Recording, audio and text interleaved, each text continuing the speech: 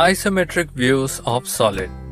In the previous video, we have done problems related to orthographic projections. We have seen that we are projecting the top view, bottom view and side view of an object by using parallel construction lines. This method is orthographic projection. It is an easy method but lengthy method. We have to project object from 3 views. So there is another method which can give the true shape of an object in step 1 only. This method is an isometric method.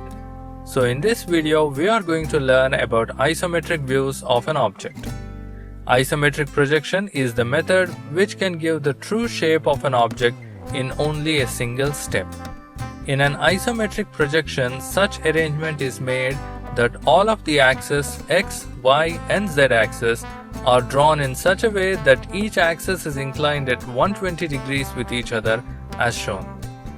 Or we can say that in an isometric view, vertical lines remain vertical while horizontal lines are inclined at 30 degrees as shown.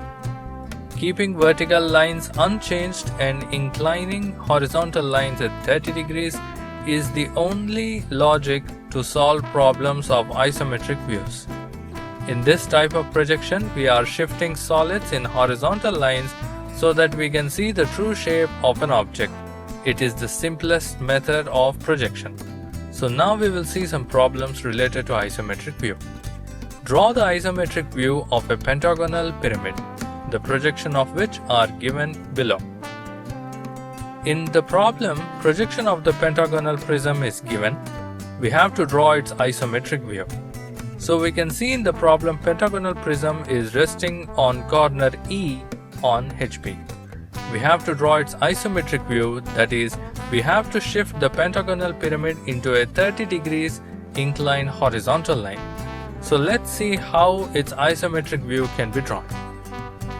From the given projection, we have a base of pyramid as pentagon ABCDE, apex as O and faces axis as OP, and triangular faces of pyramid are OAE, OED, ODC, OCB, OAB. To draw its isometric view, first draw the vertical line of any length, probably more than 50 mm.